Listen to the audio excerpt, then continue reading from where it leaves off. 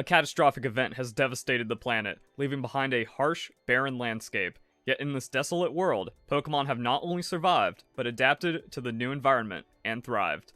Meet the post-apocalyptic Pokemon, Rattata Evolution, a metallic, armored rat with razor-sharp claws and enhanced strength. Toxictweet, a poisonous bird with a gas mask-like beak capable of dispersing toxic gas.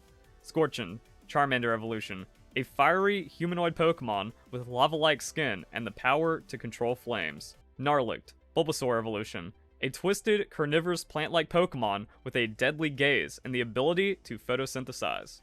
Razorwire, Pichu Evolution, a sleek, electric hedgehog-like Pokemon with enhanced speed and agility. Shadowstalker, Eevee Evolution, a shadowy, feline Pokemon with enhanced stealth and agility capable of manipulating darkness.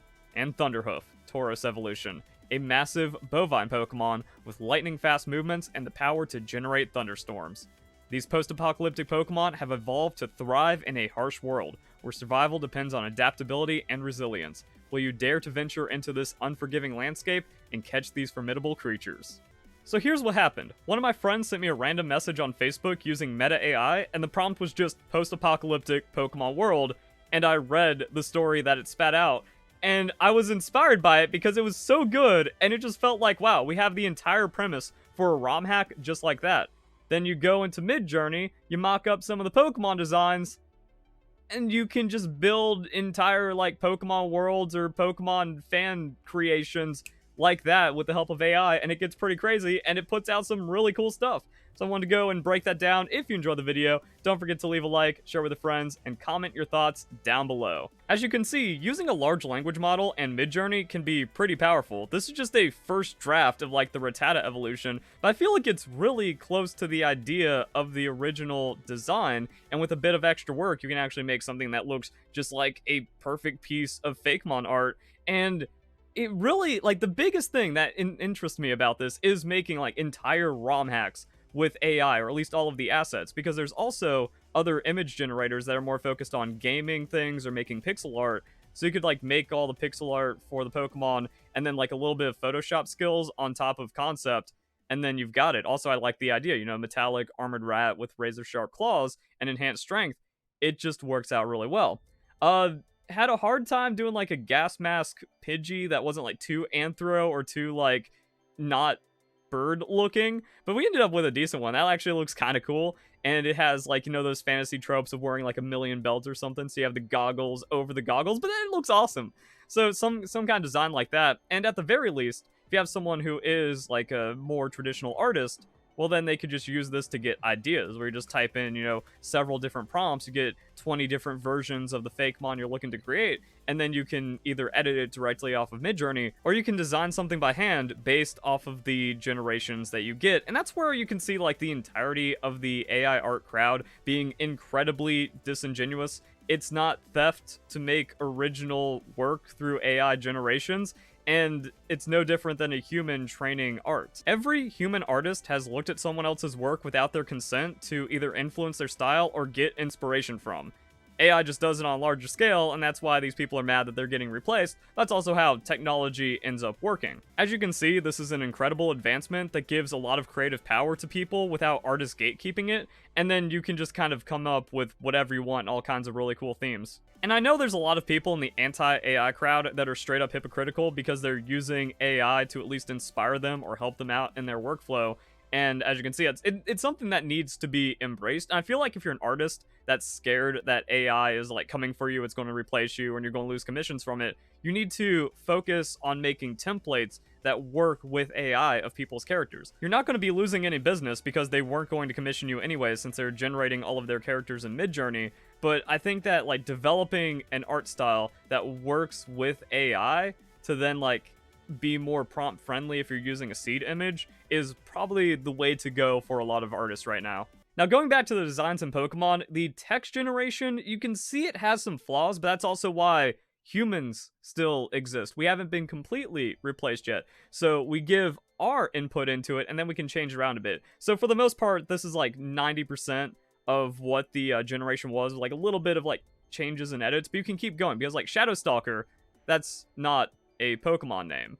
So you can actually like change the names however you want, but the descriptions seem very true to the Pokedex. And you might have noticed that all they did was take Generation 1 Pokemon and make an evolution of that Pokemon instead of a new species. Now, this is also a really cool idea because you have post-apocalypse, so that means regional variants and adaptations and new forms and stuff, so you can use that to like build into the lore and theming, but not everything has to be an evolution of existing Pokemon, and it can be something unique. Also, the names are kind of weird. We have like Scorchon, or Scorchon, so there was like an Eon. So Rustat, I actually changed that because it was Rustion, and that's like an that's reserved for evolutions. So a lot of them like end in Mon or On or Eon. So just kind of, again, taking those patterns and then like using that to influence the generation through the large language model. But again, with a little bit of changes, you can see that. However, it still gets it pretty close, and then you can also get good descriptions of Pokemon you're trying to make. Gnarlict, that was actually really cool. So, you know, twisted, carnivorous, plant-like Pokemon. Now, you could do some kind of flytrap theming, and I think that does make sense with Bulbasaur, since you could just, like, use the bulb on its back and then warp that however you need to. But we already have a flytrap Pokemon, and this generation that came out was actually really cool, because it is, you know, a twisted kind of Bulbasaur that got some kind of shenanigans going on with it without trying to go like into some kind of super crazy mature or hardcore. It's post-apocalyptic, everything's supposed to be dead, decayed, and ferocious, so it actually like kept a Pokemon feel while being true to the prompt. And then the way I generated these images was I pretty much just put in, you know, twisted, carnivorous, plant-like Pokemon resembling Bulbasaur. So I changed the text that was generated just a little bit to make a more favorable output, and then it just kind of made some really cool stuff. The Squirtle, though, you know, Muddymon, so as you can see, it just adds Mon at the end. Squirtle evolution didn't quite get that. It kind of has like some Kin Sugimori Squirtle or Turtle kind of feel to it. Heavily armored, mud-covered Pokemon, strength and camouflage abilities. As you can see, I kind of didn't care about this one. Now, the Pichu evolution, again, hilarious. So it actually knew to take the base form, because it's not just Pikachu. Not everything is Pikachu in Pokemon. And then it's like Pichu evolution, but that means it is Pikachu, but it's a hedgehog.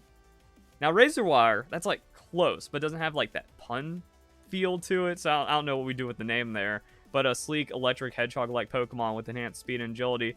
I think it has like the slightest resemblance to Pikachu in a way that works just enough, but it's also kind of tricky. It's like, oh cool, they kind of just pinned me to a Pichu evolution that has to be a hedgehog. I tried a couple of generations, and that was like the closest that wasn't just like a completely unique thing or was some a Pikachu abomination. Also, with the evolution, if you want to have fun with AI art, the easiest way to do it is just make new evolutions of whatever type you want to see, and Ghost is the most wanted. Ghost is like the most hype evolution, so you can get all kinds of crazy concepts. And I think that it actually had a lot of strength from the text generation with the capable of manipulating darkness. So it's actually like, oh, we made a Ghost evolution that actually like sends out shadows and like its own little like ghost manifestations, and can use that to like manipulate and warp things. That ended up just being like the coolest thing. And my goodness, this works perfectly inside of the world. So after just kind of like going through a couple of concepts, you don't have to make everything stick. You can't just be like, hey, make me 10 new Pokemon concepts in a post-apocalyptic world, and you just slot that right in.